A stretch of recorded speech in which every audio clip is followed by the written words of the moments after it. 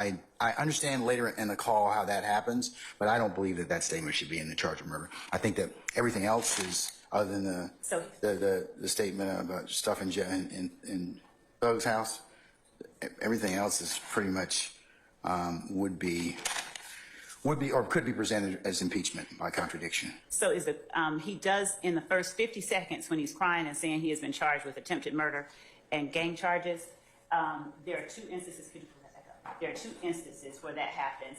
And at 2 minutes and 25 seconds, he says, I don't think what he's charged with has anything. You're missing the point. You want to impeach him by contradiction. There's nothing which he said that is contradictory in nature, and I'm gonna disagree with you respectfully about not everything's context. So take out those references to his arrest at this point. Man, I swear this had to be Miss Love's worst day in court so far. Don't believe me? Just wait until I present all the facts and evidence for you. Right. I'll talk to you when you come and visit me. But I can't talk to you over the phone like that. And I'll write you. But, like, seriously, America, like, for real, bro? What the fuck did I do to God? Or whoever, bro? Come on, man. Like, I should just listen to Bird, man. But the man sat and told me, bro, stay with me, nephew. I ain't nothing out there for you but trouble, bro. This man just sat there and told me, bro. I ain't nothing out there for you but trouble, nephew. Stay down here with me. Man, I ain't listening, bro. Now I'm about to have my son, and I'm not even gonna see him get born. Like, come on, bro. This shit hurt me so bad. Like, bro, I've been throwing up. I haven't ate all day. I got the bubble gum and shit. But this shit is not right. It's like, I just feel like this whole time was for nothing. Like I just, all my child ever, they loved you. And then they just throw it all away for no reason, and I'm sorry.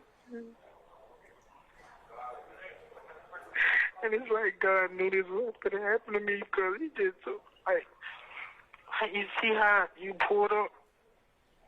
You see how that happened? Mm-hmm. And we talked, and then I was like, nah, we ain't going down there. And then I was like, man, Sanjay made me change my mind and go get them.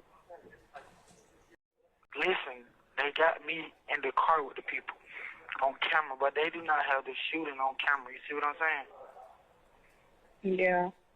They got me in the car with the people on camera. They showed it to me on camera. But they do not have the actual shooting on camera. And the person is not dead. He's just like just brain dead. You see what I'm saying? Mm-hmm. She saying he gonna have to have a metal plate put in his head and shit. That was what she was telling me. And they wanted me to tell. But, bro, you know what'll happen if I do that, right? Mm-hmm. Right? Yeah. Okay. I just wanted to hear you say that. Because you all I got, like, bro, to be honest, bro, ain't nobody finna be here for me, bro. I already know how this shit finna go, like. Either we're gonna try to talk to Thug, I'm just gonna ask him straight up and down, like, start me a fundraiser, you know what I'm saying? Like, to really go on his page and start me a fundraiser. You know what I'm saying? And as Dora or somebody like that, they'll really be over it, or Taurus, you know what I'm saying? Because that's the only way I'm going to get out. So, An inmate at Fulton County Jail. This call is subject to recording and monitoring, and your location information may be collected and used by corrections and law enforcement personnel. To accept this free call, press 1. To refuse this free call, press. Thank you for using Securus. You may. That man, not tripping for real. That shit crazy. What the boy doing? What one? Rapper boy. Oh, man, I just was talking to his ass, too. I just talked to his ass. He ain't talking about shit.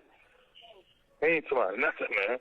Say he finna go out of town, some old shit. You ain't trying to give me no lawyer, man? Man, hell no. Hell no. Well, shit, man, I don't even know why you even think he gonna get down. Man, that man ain't. Well, if he is, he doing that secret. I don't know. So don't let me say. He ain't tell me nothing about getting down. He ain't say shit about that. Now, I ain't gonna lie. Now, them folk went so stupid at the club. Them ain't no hell of a bad charge. That one on the police, though, man. Yeah, that's why you ain't get down for 3 motherfucking months. That's why you ain't get down for 3 motherfucking months. Hey, stupid as motherfucker. Damn, man. That nigga, but you know that, but he finna be out, and you finna be out. Yeah, Man, these folk locking up everybody. They ain't sparing nobody. Hey, that nigga, they went looking for Yayo, right? Yeah. That's what Yayo did. That's what Yayo said. That nigga Yayo said, man, Boo about to straighten this shit out, cause boy, I ain't going down like that. Nigga, go sit down. Nigga, fuck, bro. Hey, no, he said he ain't going out like that. He said, hell no. He said, I can't go out like that. Man, I don't be throwing no nigga up on the butt. I ain't asking about no nigga. They talking about your ass. I don't see what they talking about. Bring your stupid ass back home. Yeah, you right. You right. Yeah, this shit ain't got nothing to do with me. I'm out here standing. Ain't got nothing to do with me now. Now time. Now, damn sure ain't for real. Hey, I can't lie. But deal went on you right here. Now, one-on-one. No, I'm talking about, none of this shit, what I'm saying, this shit went on you. You just came home, man. Yeah. You stayed home, how long you stayed home? About 2 weeks? Yeah. Damn. But you on the way back, man. Soon as you get your buzz, you ain't got to ask the nigga for a motherfucker dime. You ain't got to ask the nigga for nothing. Motherfucker. Now, when I was telling that boy, he ain't talking about shit. You have 1 minute left. The rapper dude ain't talking about nothing, man. That boy name ain't what they call him. That boy name rapper boy. That's what I just said. That rapper boy, he ain't talking about shit. And I hate that shit every time you get fucked up. That nigga can't do shit for you. I hate that shit, man. That's some sucker shit, though. That's some real sucker shit, man. Yeah, damn right it is. Hey, look, Shit. Hey, yo, you. Can you subscribe and turn on that bell, too? Because when you do, you're helping unbiased, independent news. The persons that you took out warrants for, that you charged with actions in this particular case. Now, hold on, Miss Love. Let me help you out real quick. And for y'all who don't get it, because when you get to the end of this video, you'll get it. The prosecutor. A criminal case usually gets started with the police arrest report. The prosecutor then decides what criminal charges to file, if any. Some cases go to a preliminary hearing where a judge decides if there's enough evidence to proceed. But no goddamn investigator, sergeant, or police officer does this. Miss Love, I don't know why the hell that nobody objected to that, but you factually got that one wrong. Walter Murphy and Demise McMullen. Okay. And what did you charge them with? I believe it was 5 counts of. I did not. I'll overrule that objection, sir. Was 5 counts of criminal attempt murder, participation in criminal street gang activity, aggravated assault, possession of a firearm during the commission of a felony, possession of a firearm by convicted felons. I believe that's it. I believe that's it. And what gang was it that you were charging them with committing crimes in furtherance of? YSL. Basis, sir.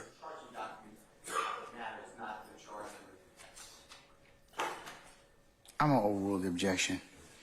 You may answer. YSL. Thank you. And Your Honor, with the exception of the video that we are redacting with the court's rule, When crimes are committed and the persons committing the crimes make no effort to conceal their identity, does that hypothetically... She hasn't pondered the question quite yet. Let her finish, and then I can make a decision. And, Your Honor, at this point, since the court has qualified the witness, I will be asking a hypothetical. And that's my objection, Your Honor. It's a lay witness at this point, and it's not proper to ask a lay witness hypothetical. I stand Your Honor, I objection. have to demarcate, and at this point, I'm asking that the court recognize and instruct that we are demarcating and asking expert opinion. So, nigga, a lot of they mama, a lot of they kids, a lot of they brothers and sisters, then get ready in the courtroom and tell the God that it's true. Fuck, nigga. Don't get it. Y'all niggas need to get fucking killed, bro. You, God. You snitching bitches. From me and YSF.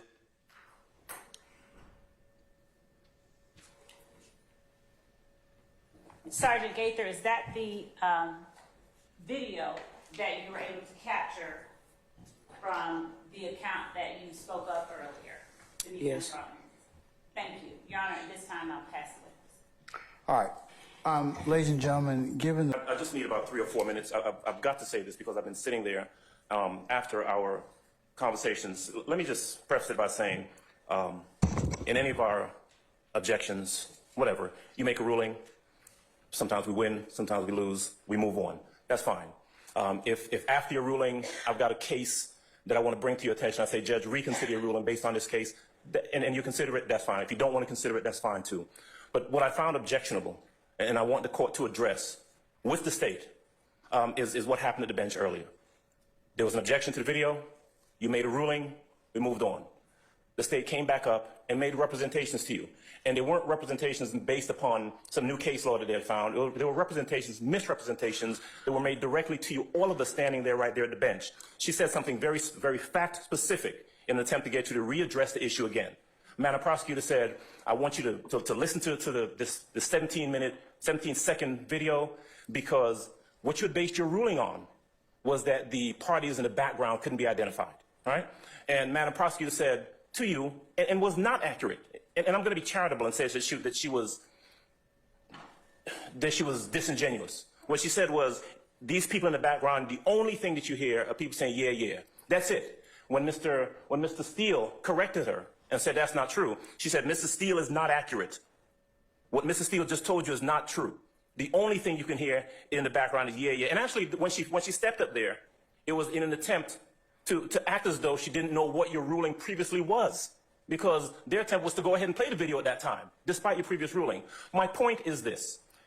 After you decided to reconsider, you wanted to hear the video yourself, you had a chance to hear it. You had a chance to hear what we had already heard, what we knew it said, what they knew it said. And there are at least 5 or 6 different things on that video audio, that were in contradiction of what Madam Prosecutor said. On God, snitching bitches, I'ma tell a lie on God. That's what I'm talking about. No back and forth with you, bro. Fuck nigga. I'm not just saying that for emphasis. I'm saying that because what she said to you was inaccurate. At some point, Your Honor, I'm asking you to, we've had this conversation about candor with the court over the course of the past number of weeks. 3.3. Yeah, we've had that conversation about it. And when we step up to you and we make a representation, it ought to be candid and it ought to be truthful. And what she said, and look, if she wins the motion, ultimately she wins. But you don't do it by standing there 3 feet from you in your face and lying to the court. And that's what she did. And she knew what she was doing, and it's not right. Adams just exposed DA Love, or Madam Love, for lying. He did. And what she decided to do was throwing a tear fest that I'm not about to sit up here and play because you've already been watching a lot of video and y'all ready to get to me. So let's get to it. Miss Love gets an F-. Big old F-. Why? Because what she did was literally prove what DK was saying. I would have said anything to get back to my kids, to the point where she has him crying. Do y'all realize that crying is a form of duress, which means you already have that proof that he was willing to say anything because he's up there crying, talking about, I'm about to miss my kids. He was crying like FBI butters. So when she's sitting up here trying to impeach him, bruh, do you realize all the court, whoever his lawyer is, because I don't believe she's going to bring up the charges anyways. I believe this is a threat because she knows everybody's watching. I truly don't believe she's going to bring up the charges on Tick, and she ain't going to bring up the charges on DK. Because what she's trying to do is paint an illustration to the other members. Hey, I'm a big bad moss, and I'm going to come after you. If you ain't going to play ball, now you better do exactly what I say. And I'm sitting there, I'm listening, I'm like, man, you sound dumb as hell. But here's one of the biggest things that I had a big problem with, right? A huge problem. My huge problem was that y'all sitting up here talking about, hey, man, I feel bad. I'm seeing all in the comments. I'm getting text messages. I feel bad for DK. Do you really? Rewind the clocks, if you will. DK was called up there to do what? To act like a thug. Okay. Came through with a gun, had a chance to shoot, decided not to, hopped in the car, and basically did that anyways. He didn't do it. His homie did it. But it doesn't matter. Do y'all realize he went up there for trouble? So y'all want to feel bad? Feel bad for the dude who crapped his pants while he was trying to get justice and got used by the state. Now, technically, he didn't crap his pants. They said that he actually spilled water and that it wasn't crap and that it was piss. But the words that the judge used was crap. So it is what it is. But basically, feel bad for that dude who's having seizures and memory loss, and literally his head is gone and he'll never be able to live a fully functional life again. All because of whatever misconceptions they had. So feel bad for that person. DK still got a chance to come out 7 years later and live perfectly fine. He probably missed death a couple of times with the 7 years because remember, DK was the one who did the robbery and sat up there and goddamn it and shot it out. Remember that part? DK was the one who shot the what is it, Dirty Red? When they did the robbery and they bust through the gates. So don't feel sorry for him. Feel sorry for his victims. Feel sorry for his kids. But do not feel sympathy for that dude. Miss Love literally tried to poach a hypothetical today. And I'm like, you ain't got shit, shawty. You don't got nothing. We did a 2-hour damn near 1.5 hour conversation of a video, the last video I had played with Young Thug and them, all for her to say less than 10 words. Now, Miss Love, the minus part comes because they are about to have 5 days. 5 days. And I think even Sunday, I'm going to drop a video on exactly what the questions that Shaw and all them should say. I think Sunday, I'm going to say this is how Young Thug and them should do it. Y'all let me know in the comments if I should or not. But either way it go, bruh. Miss Love, god damn, that ass was looking like.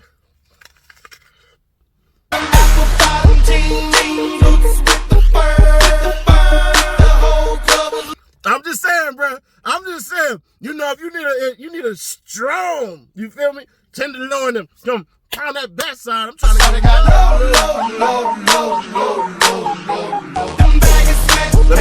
Let me stop. But yeah, man. Adams destroyed her. We're gonna see how this go.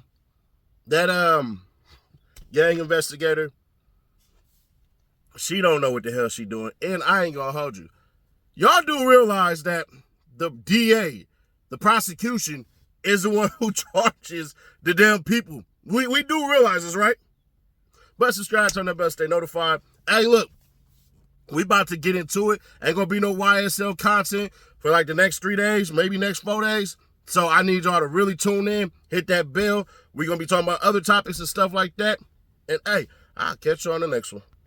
Yeah. And this is what we're about to do. Once we hit that 200K and we get that $1,000 giveaway, what we're going to do is every 10K from now on this channel that we hit, we just going to give $100 away, bro. For some good reason, I was convinced, hey, bro, how about you just share it a little bit? And I said, you know what, we'll do it that way. So until we get to 300K, and if that's the way it works, then that's the way it works. If not, then every 100K we'll give $1,000 away. But I will let the people vote on it. I will let the people vote on it after the 200K. Gotcha.